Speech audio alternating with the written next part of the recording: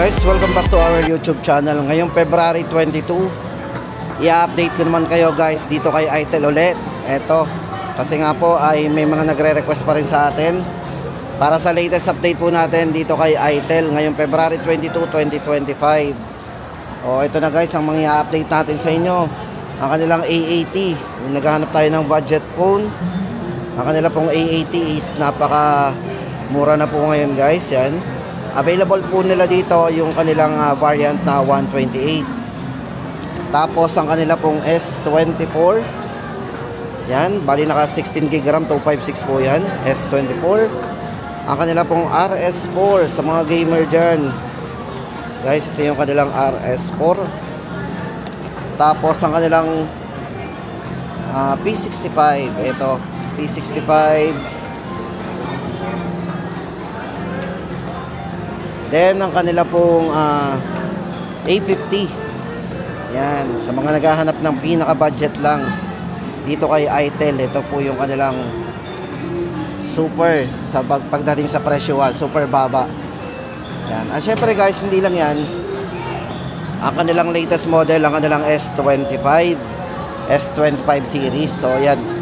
Tapos hindi lang yan, meron din sila ditong tablet. Kung naghahanap po na tayo ng tablet dito kay ITEL, andito po yung kanilang Vista Tab 10. Pero ang problema lang natin guys dito kay Vista Tab 10 is napaka limited na po ng stock nito. Sa ngayon wala silang stock nito. Pero yung price po guys ang kanilang Vista Tab 10 is 5,499. Inuna na natin. Then meron din po sila ditong Vista Tab 30. Available pa rin po yung kanilang Vista Tab 30. Kaya no worry tayo kung maghahanap tayo ng murang tablet dito kay ITEL.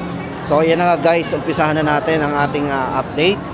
Umpisahan po muna natin sa kanilang A80. Eto, kung naghahanap po tayo ng murang cellphone, eto yung hawak po natin. Ang kanilang variant dito, yung kanilang 128 gig. Yan, bali guys, ito naka 8 gig RAM, 128 po. Ito po yung kanilang A80.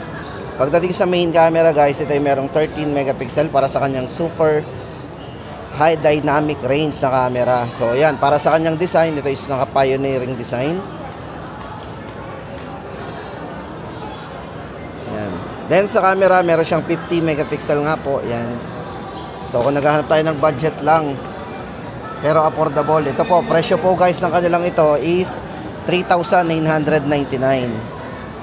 O ayan, kung nagbabudget po tayo ng pera at naghahanap tayo ng medyo malaki na rin po, 128 gig ITEL A80, 3,999. So ayan, pagdating nga pala sa chipset guys, ang ginamit dito is T603 octa-core processor. Yan, naka 120 Hz na rin po yung screen refresh rate nito So smooth na rin po yan, 120 Hz para sa kanyang screen refresh rate. 3,999.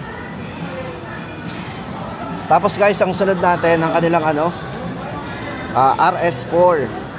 Para naman sa kanilang RS4, ito po yung RS4 nila.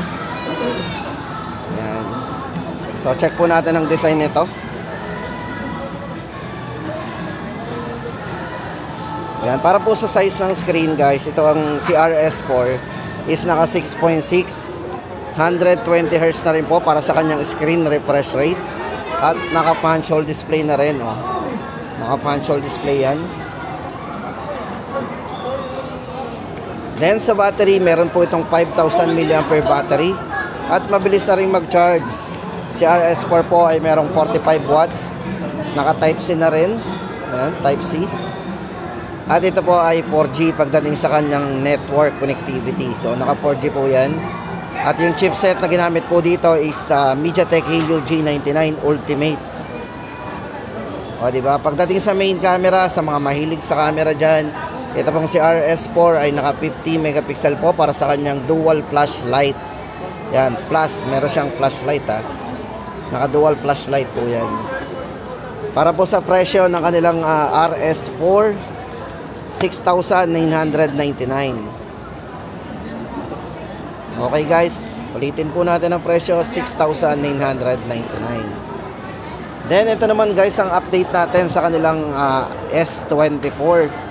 Ito yung variant po na hawak natin na S24 ay 16 gig 256 gig internal storage. So meron siyang extended RAM 8+8. Para po dito sa kay S24 guys, ang unang-una po dito sa highlights na yung kanyang camera. So meron siyang 108 megapixel po para sa kanyang ultra clear camera. Sa processor, ito ay ginamitan ng Helio G91 para sa kanyang ultra power processor. At pagdating sa kanyang refresh rate, screen refresh rate is naka 90 Hz na po. Ang kanyang screen is 6.6. O yan, naka 6.6 screen, naka 90 Hz po yung screen refresh rate. Then sa charging, naka 18 watts po yan, fast charging. Yan, ITEL S24 para po sa presyo guys, 5,999. Murang-mura, S24. Tapos guys, ito naman ang kanilang P65. Kung naghahanap tayo sa design pa lang nito guys, ito naka cyberpunk ang datingan nito, naka cyber design. Yan, naka cyber design yan. Parang robot yung ang datingan niya. So ito guys, para sa kanyang screen, size ng screen, naka 6.7 inches. Naka 120 Hz na po yung screen refresh rate to para smooth.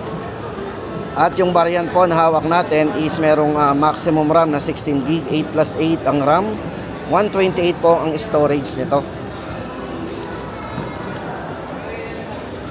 Yan, para po sa kanyang presyo guys, yan 4,299. Sobrang baba po ng mga presyohan ng ating ayun 4,299. Sa ngayon guys, ito latest update natin sa kanilang P65. Yan, 128 gig. Then guys, ito naman ang update natin sa kanilang A50. Yan. Ito po kung talagang budget talaga yung hanap natin. Ito pa po yung mas mababang presyo po ng kanilang cellphone ngayon, ang kanilang A50 4G. Yung hawak natin guys, ito ay naka 8 GB RAM 128. Para po sa presyo guys nito, 3,599. Naka 128 na po tayo. Size po ng screen to is 6.6 ang screen nya.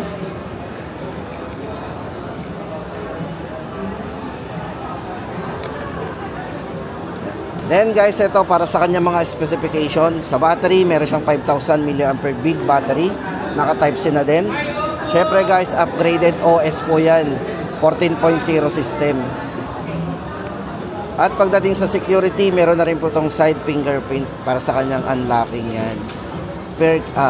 So meron siyang side fingerprint unlock. Ayan. Para po sa presyo guys ng 128, 3,599. At hindi lang yun guys, may isa pong variant ang A50 4G para po sa kanyang 64 gig ay 3,099 lang o 3,100. O diba? Mas mababa, 3,100 na lang po ang presyo ng kanilang 64 gig. Same lang naman po ang design. Internal storage lang po yung pinagkaiba ng dalawa. So ayan guys ang update natin dito kay ITEL pagdating sa kanilang budget na super budget phone. Tapos guys, ito naman ang kanilang update. Ito naman po ang update natin sa kanilang S25 series. Ito po yung pinaka-latest po nila. Yun nga lang guys, ang may papakita ko lang sa inyo yung box pa lang nila. So ayan, ito po yung mga variants ng mga kulay. So meron silang mga kulay. So guys, ito yung S25 Ultra nila Para po sa presyo guys ng S25 Ultra, yan, 7,999. Bale guys, mas malaki po ang screen nito Ito ay naka Corning Gorilla Glass na para sa kanyang 6.9 mm para sa kanyang nipis. Sobrang nipis po niyan, 6.9 mm para sa kanyang ultra slim design. Ang size ng screen po ng S25 Ultra is 6.78. Naka AMOLED na rin po yan at matibay ang screen kasi ito po ay naka Corning Gorilla Glass. Diba? 7i. Yan, bali variant po nito is naka 16 GB RAM 256. Yan po yung ating S25 Ultra.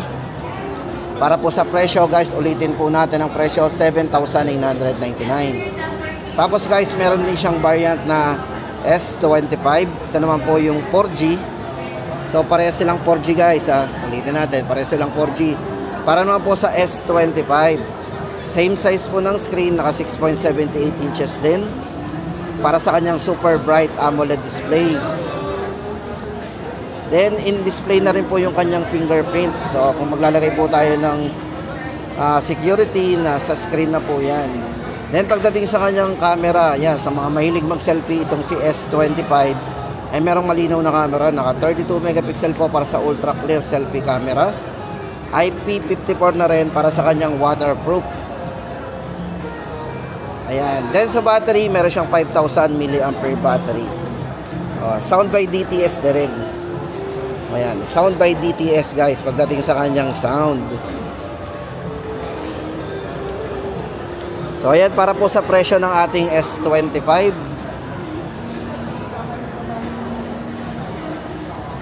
Ayan, 6,199.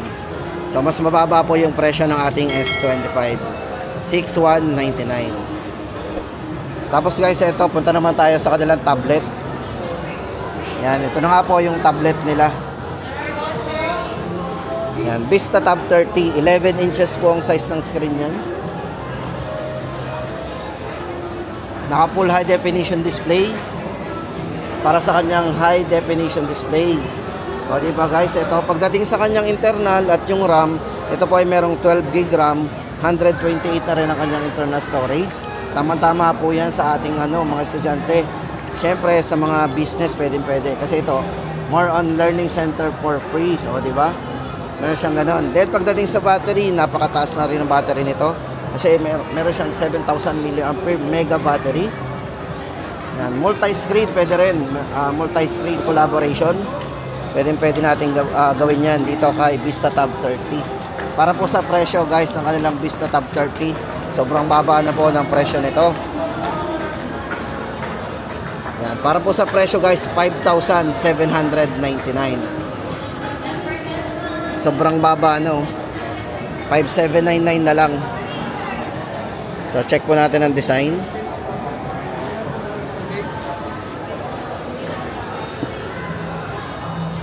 At yan guys, ang ating latest update dito kay ITEL. Ngayong February 22, 2025.